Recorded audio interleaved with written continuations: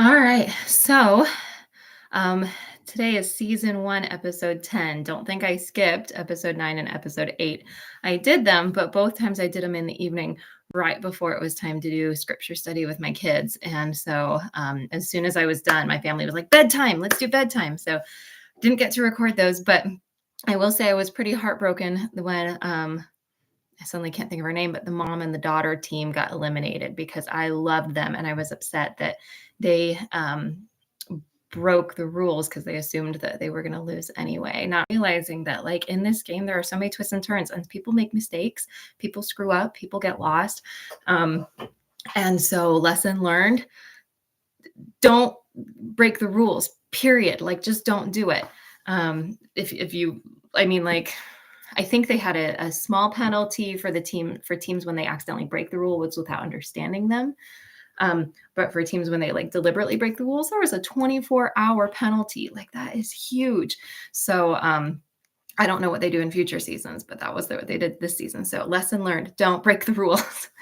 I kind of changed my workout location. So I was working out in the living room, but I moved my office around. So now I've got all of this space in here, and I have my cat in here that was keeping me company while I was exercising. And so I was able to use this space in the garage. At least here in the winter, the garage is much cooler, and so it's not freaking hot like it was when I was working out in there. So today, maybe I'll like exercise while I tell you what I learned, so you can kind of see how I exercise while I'm watching.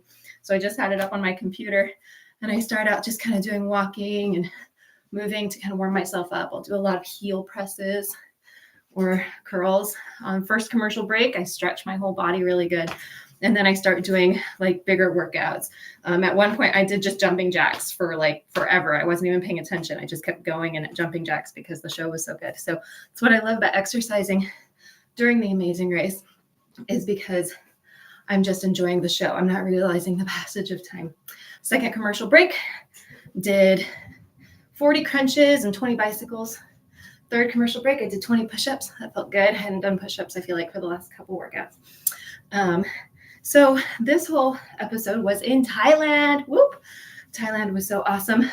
I was surprised that all of the activities were outdoorsy, like adventure-y activities, which I was like, that would be so cool because I've never done any of those things. Never been rock climbing, never been kayaking. Maybe I've been kayaking, been like canoeing. Never been snorkeling. Like I've never done any of those things. And the idea of being in like 80-degree water sounded so nice. It would be like taking a bath, right? I grew up on the West Coast or near the West Coast, and going swimming in the ocean basically meant like a polar bear swim. You know, you jump in to prove how brave you are, and then you run back out and freeze to death. And that's been my experience in oceans. And so the idea of snorkeling, being in like super warm water, so cool. Couple lessons learned from this episode. First aid. One of the guys like cracked, like, yeah, he had like a ton of skin come off his knuckle and he thinks he broke it. Broke a knuckle. Like you sign a release that says, you know, I understand that I could die from this. And so, but they were really smart. They had first aid. And so they were taping him up, and I was like, okay, you need like basic first aid. And so that was nice to see that, like, okay, that's kind of something that you'll need in your backpack. I've never been backpacking either. Oh, that's a big thing. As I was watching, I was realizing I should probably like start exercising with a backpack on, and bit by bit, I can add more weight to it. It's kind of a strength training for my back and my shoulders and for all of this that it would take. Also, there was like this huge thunderstorm, this huge rainstorm, and I realized, oh my gosh, these people don't have coats. Like they can't carry raincoats or something. So ponchos, you have to like not be afraid of wearing ponchos, because it's better to be dry and look kind of silly in a poncho than to be soaking wet and miserable and catching a cold, or like, yeah, better to just look a little bit silly. Like who's going to care?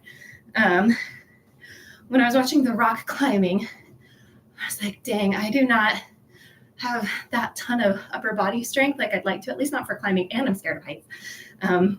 But I've done it. Like I have climbed rock walls in my teenage years. And so I realized, okay, maybe I need to like try rock climbing a couple times before I do Amazing Race. And I was doing some rock climbers when I was watching that. I'm like, oh yeah, I'll do rock climbers. That'll be fun. So that was fun. The downside of this particular episode, just like the last one that was a non-elimination round, is you could tell that the cast members knew that it was a non-elimination round. Like, what a spoiler is that? You could tell that the Guidos were not worried. They're like, oh, we're a whole day behind. We're just gonna do our best. I'm like, okay, well, obviously they know it's a non-elimination round. It wasn't a surprise to us audience members at all. And so I imagine in future seasons, I seem to recall watching Amazing Race when I was a teenager.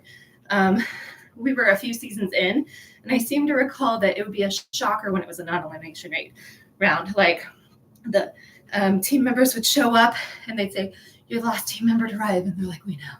And they're like, "But this is a non-elimination rate," and they'd be like, "Yeah!" So it was obvious. But again, this is their very first season. Like, they don't know. The company doesn't know what the audience likes yet. They don't know how we feel about things yet.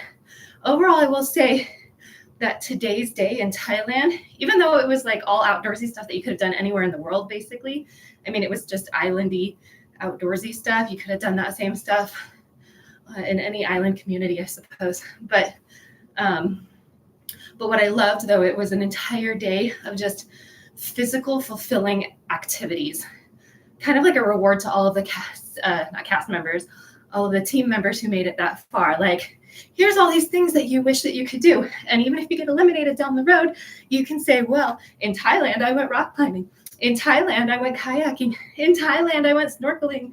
In Thailand, I got bit by a sea urchin. Or not bit, but, stabbed. Those New Yorkers are so funny. At one point, the guy's like, we're capsized. Like, you don't even know what capsized means? They were just stuck on a rock. But he's like, we're capsized. Like, please no. Now I'm wondering if I know it. I assume capsized is bonk, right? Upside down. So overall, who was pleased that the Guidos were in the back of the pack, though, the whole time, because it kind of wiped that smug look off their faces and let me just enjoy them as like a relationship, right? Their relationship with each other, and without them being so petty, because, man, they have just been real jerks to all the other teams this entire race.